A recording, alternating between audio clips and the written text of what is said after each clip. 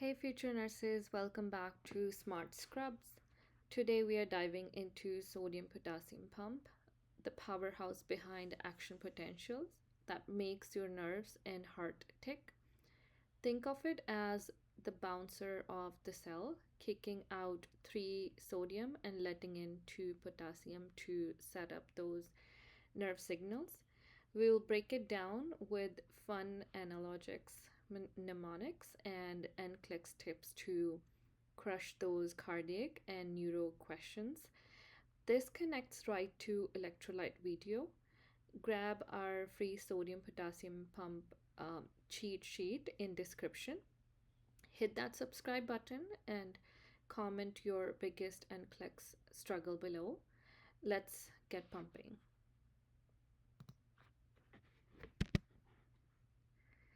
This video focusing on critical role of the sodium potassium pump in generating action potentials. Understanding this mechanism is essential for grabbing the fundamentals of nerve and muscle function, making it a vital topic for future healthcare professionals.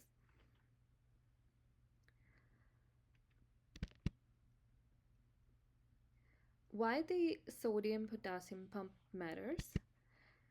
It maintains cell membrane potential at 70 MV by actively transporting 3 sodium ions out and 2 potassium ions into the cell, establishing an electrochemical gradient vital for nerve and muscle function. This gradient is foundation for action potentials, which drive nerve impulses and cardiac contractions, essential for process for patient physiology. Disruptions in potassium balance, such as hypokalemia or hyperkalemia, the same thing that we were talking about in last video. If you haven't reviewed that electrolyte video, I would appreciate if you go and watch that video first, and then you will know what is hypokalemia and hyperkalemia. So, hypokalemia and hyperkalemia can lead to serious complications, including arrhythmias or muscle weakness, manifested as U waves or peaked T waves on ECG. So, always when there is something wrong with potassium balance, we can easily see that on ECG strips. The same thing that I mentioned in my last video. These concepts build on our prior electrolyte discussion. For NCLEX preparation, understanding the pump is crucial, particularly for medications like digoxin, which inhibits the pump, necessitating careful monitoring for potassium level to prevent toxicity.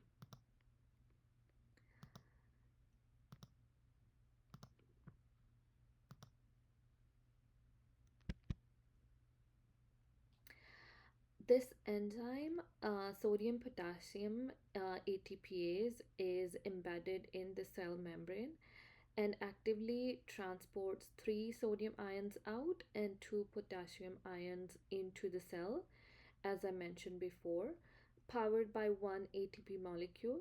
This active transport occurs against concentration gradients, establishing an electrochemical gradient with high sodium outside and high potassium inside. This gradient is vital for maintaining the resting membrane potential and enabling action potentials, which we will cover next. So the question is how the sodium potassium pump operates. That's what we are talking about now. Let's examine the operational mechanism of the sodium potassium pump step by step. In step 1, sodium binding and phosphorylation, the pump binds 3 sodium ions from inside the cell. This binding triggers ATP phosphorylation. I don't want to go deep into phosphorylation right now. I wanted to make this short, quick video. Maybe I will create another video for about how phosphorylation works. So ATP phosphorylation providing the energy required for its function and inhibiting a conformational changes. Moving to step 2, sodium release outside the phosphorylated pump alters its shape, allowing the release of sodium ions to exterior of the cell against their concentration gradient. In step 3, potassium binding and release to potassium ions from outside the cell bind to the pump. The phosphate group is then released, causing another conformational shift that permits the potassium ions to enter the cell interior. This precise cycle is fundamental to cellular physiology and patient care. So this whole cycle um, keep occurring, and it creates action potential. So let's visualize the sodium potassium pump with the memorable analogy. That this is how I learn. I also create a picture in my brain, just to so that it can help me during my exams. So let's picture the cell as a club and the pump as a bouncer. In this club, sodium ions are uninvited guests, swiftly ejected, three sodium out by the bouncer to maintain order. Meanwhile, potassium ions are the VIPs, welcomed in to potassium inside to keep the club swipe just right. The bouncer's energy comes from ATP, which is our energy molecules, the ultimate energy drink fueling this cycle. This process ensures cellular homeostasis, maintaining the resting membrane potential. So the cell is ready to fire action potentials for nerve and muscle signals. Next is resting membrane potential. We are keep talking about it, so we want to know what it is, the foundation of action potential. By pumping three sodium ions out and two potassium ions into the cell, the pump creates ion gradients, high sodium outside and high potassium inside, as potassium ions leak out through specialized channels. They leave behind a negative charge inside the cell, approximately negative 70, known as the resting membrane potential. This is critical, priming the cell for depolarization and enabling action potentials to drive nerve impulse and cardiac contractions. Next is phases of action potential. So there are several phases. We're gonna see that how action potential generates. So phase 0 or phase O, depolarization, voltage gated sodium channels open, allowing sodium ions to rush into the cell, rapidly shifting the membrane potential from negative to positive. This initiates the action potential essential for signal transmission. Next is phase 1, early repolarization. Potassium ions begin to exit the cell through channels, slightly lowering the membrane potential and stabilizing it after the rapid sodium influx. Phase 2, the plateau phase, involves calcium ions entering the cell, balancing the ongoing potassium efflux to prolong the action potential, which is crucial for effective cardiac muscle contraction. Phase 3, repolarization. Potassium efflux predominates, restoring the membrane potential to negative state and preparing the next cycle. So, as I mentioned before, the cycle will keep going on until the cell is able to create the action potential. And phase four, finally, in phase four, that's our resting phase where the sodium potassium pump restores the sodium and potassium gradients, returning the cell to its resting membrane potential for approximately -70, the same thing that we were talking about before, and it will be ready for the next action potential. The pump maintains the resting membrane potential at -70, keeping cell primed for action potentials. Post action potential, it rests these gradients, ensuring readiness for the next signal. So, as I mentioned before, the hypokalemia and hyperkalemia, if you want to know more about it, I will explain in here, but it's not as deep explained as in my previous video. If you have more questions about it, I would encourage you to go back and check that video.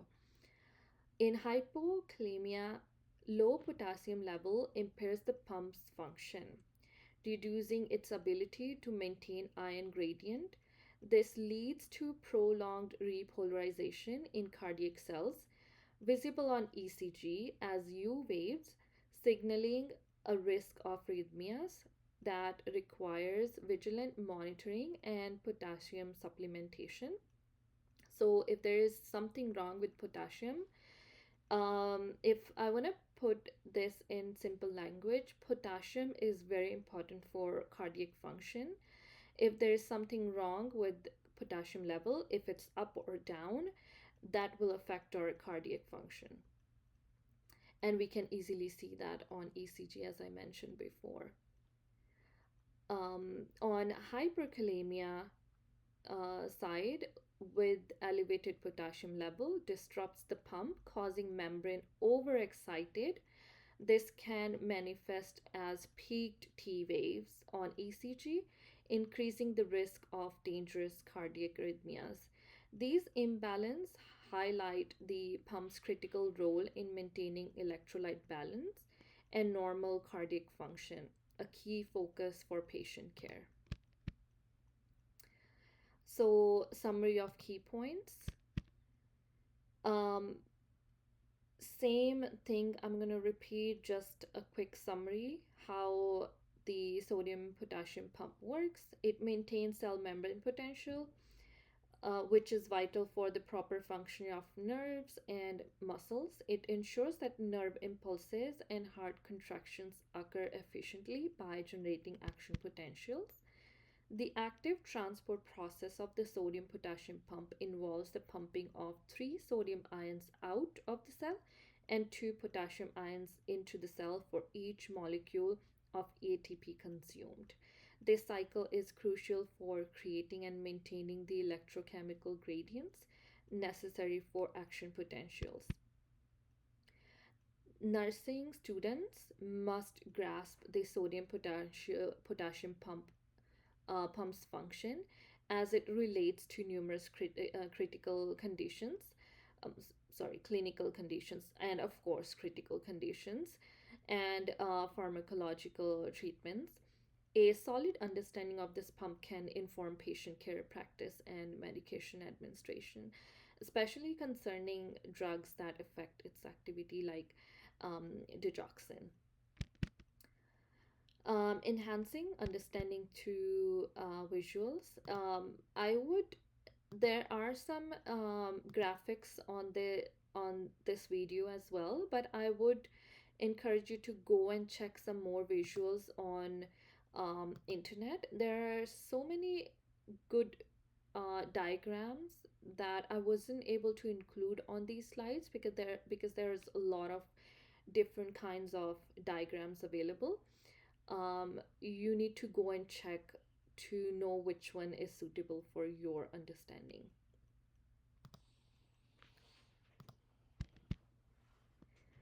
So, ATP serves as a primary energy source, fueling the pump's activity by providing the energy needed for transport 3 sodium ions out and 2 potassium ions into the cell against their concentration gradients. This active transport maintains the essential ion concentration gradients, high sodium outside and high potassium inside, crucial for the resting membrane potential and action potentials. Without ATP, the pump would cease, leading to disrupted gradients and cellular dysfunction, impairing nerve and muscle signaling. So ATP plays really important role in this whole sodium potassium pump scenario. The sodium potassium pump maintains ion gradients, high sodium outside and high potassium inside, critical for cell function. Dysfunction disrupts these gradients, leading to significant critical issues. The major one is electrolyte imbalance. Pump dysfunction causes imbalance like hyponatremia or hypokalemia. Hyponatremia is related to sodium, hypokalemia is related to potassium. Again, you have to go check my electrolyte video to know more about it. Impairing nerve and muscle signaling. So if the pump dysfunction, it will cause electrolyte dysfunction, and that will impair nerve and muscle signaling. This result in muscle weakness or paralysis, reducing mobility and quality of life, especially in conditions like heart failure where ATP is limited.